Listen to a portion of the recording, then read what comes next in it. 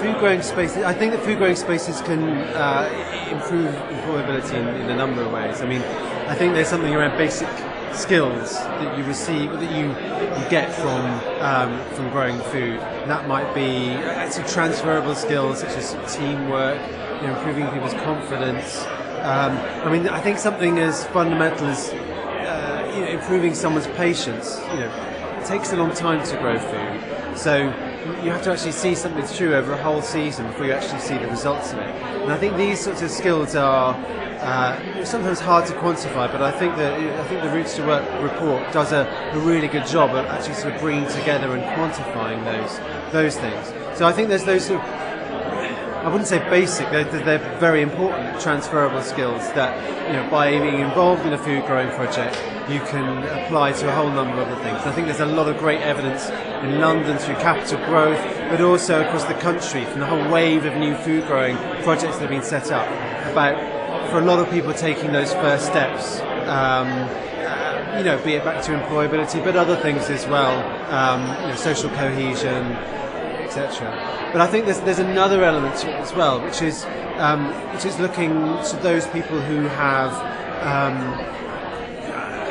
are more interested in taking horticulture very seriously, or maybe getting involved in agriculture and saying, okay, well, what happens next? And I think this is a big challenge, a really interesting challenge. We have a growing, an increasingly aging farming population. We have fewer people going through traditional training for agriculture. So there's this sort of gap. Where do the next generation of farmers come from? And yet at the same time, we've got this increasing amount of particularly young people getting excited and interested in food growing, particularly in urban areas. And I think there's a real challenge there, an exciting challenge, an opportunity around how do we match up this interest in cities with this need to have the next generation of farmers. And that's something that I think for organisations like Sustain, Garden Organic, working together with City and Guilds, it would be really good to explore what is needed, what kind of qualifications are needed, and what kind of services are needed to try and get this next generation, this new generation of people interested in food growing, to take the next steps towards semi-commercial, part-time food production in peri-urban areas, and use that as a stepping stone towards producing the food in 30, 40, 50 years' time.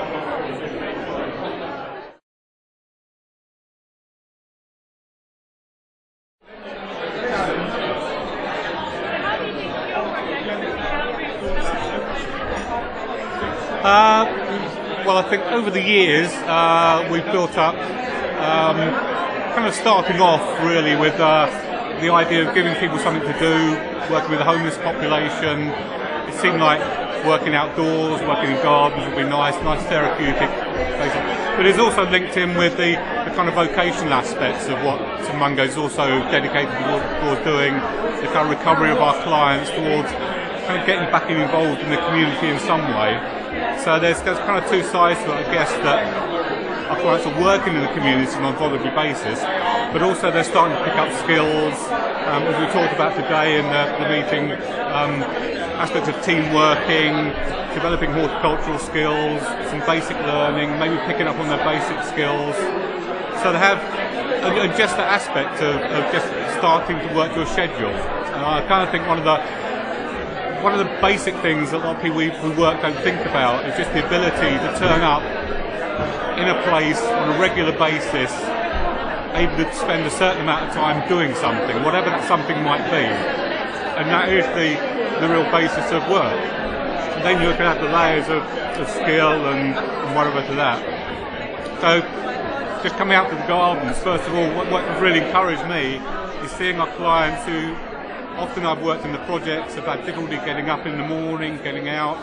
They're actually turning up day after day to put an effort in to do something, which is growing plants, growing foods.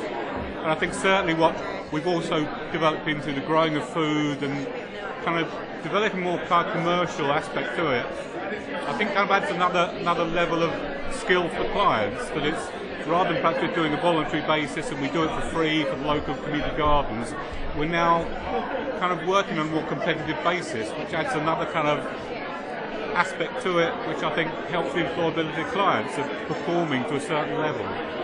So, and over the years we have kind of helped people either through going into college, getting skills, getting more qualifications, but also even if they don't go into horticulture, linking with our employability team or employment team, but just they just wanting to start with that basis. They are out there, they're doing something, and that's huge for our clients to get to that level.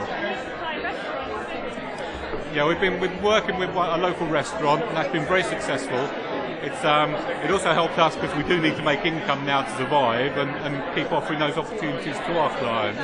But again, the clients can see, they get involved in the food. And whereas before the food production was very much grow stuff, but then what do we do with it? Some people take it home, but now it's kind of like it's got a more commercial end product.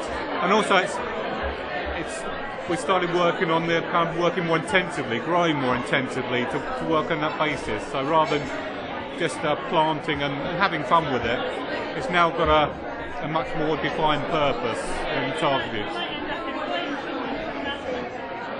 Well, we're kind of hoping, and as well, kind of as our garden develops, we hope to get some more contracts. What we'd like, one possible route is that perhaps we oversee kind of clients developing their skills, and perhaps they can take over that, looking after that space. And some Mungos, rather than kind of being the ones paid, perhaps the clients are the ones paid to look after that. We can just start to withdraw, and almost like they run their own little social enterprise, their own little business. Okay.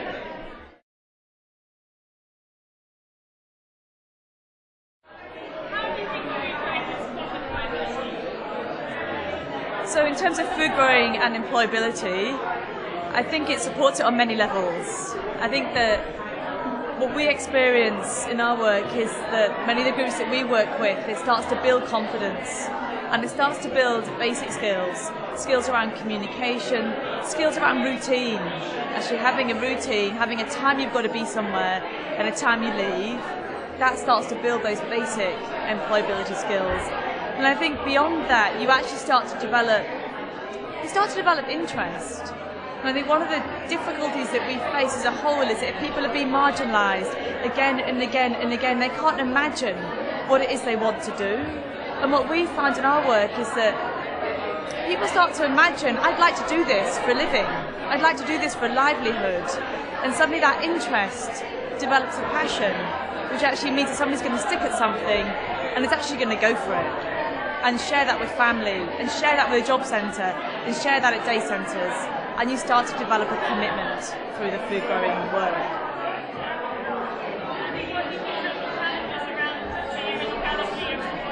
I think the challenges at Organically is we work with a whole range of different community members, and I think with employability there are so many different routes in.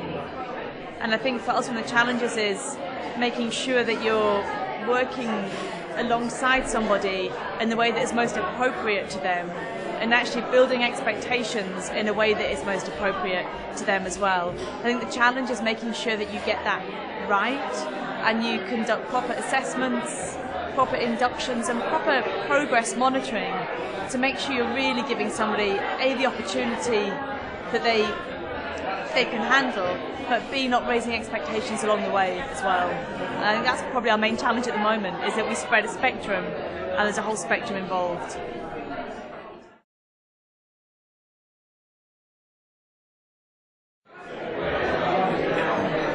How do you think food growing can support employability? Well, I think food growing can support employability for a number of different reasons.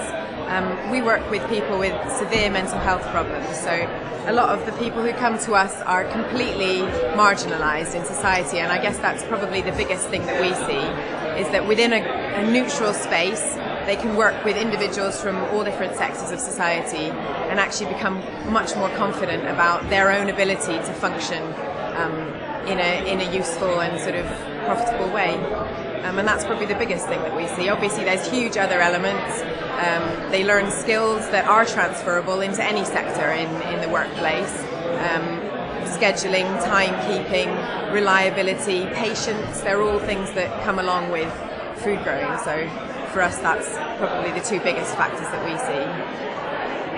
And what are the challenges around supporting employability in your organisation?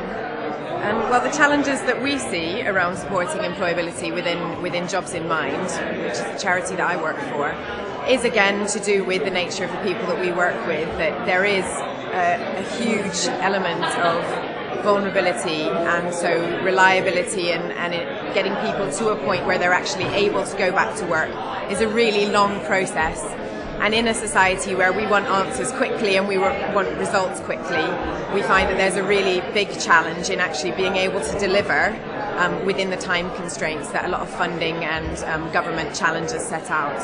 So often projects are only funded for a very short period of time, and then you're expected to show results within 1 or 2 years, whereas actually, again, with food growing, it's a long process.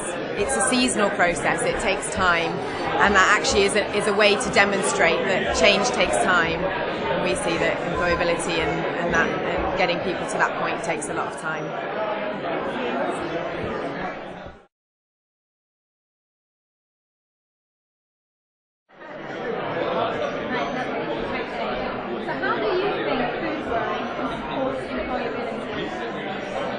How do I think food growing can support employability? I think food growing can support employability in a number of different ways, and I think this report's really good because it actually codifies certain things we were trying to list anyway.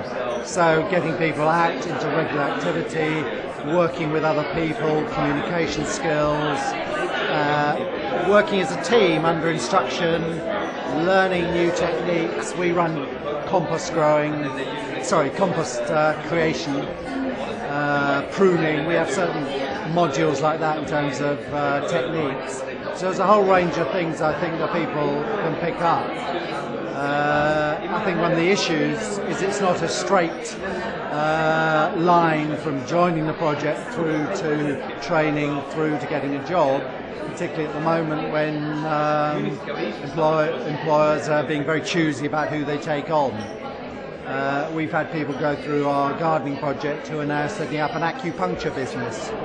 So they're obviously using that in that way. We've had other people who've gone through our gardening project and become project workers in hostels, our own hostels. So they've gone in different directions. They won't all become gardeners. What are the challenges around supporting employability in our organisation? What are the challenges about supporting employability in our project? One big challenge is money. We haven't had any money in our gardening project from statutory sources for around 2 years. So it's all the funding for it comes out of donations. The majority of the funding comes out of donations. We have a few small contracts we deliver, and we're actually trying to maximise that side of things. So we're trying to become more enterprising and develop more contracts for looking after gardens and so on. The garden at Mellier Street, Team London Bridge, pay a small amount to us to look after it. And another way that we're looking at trying to develop funding is through the Capital Growth Scheme of working with restaurants and selling our food to them. However, we also need investment in that way. We need investment to develop that. We can't just go into growing food, particularly in the winter now when you need greenhouses and incubators and things like this to keep the vegetables growing. You can't go into that without a sizable level of investment. One of the problems at the moment is it's all drying up. That's the negative side. The plus side is Mungo's has been doing this for 11 years. We've had several hundred, around 800 people go through the programme over that time. And it's obviously something that is very beneficial both for the service users and funders see it as very beneficial as well.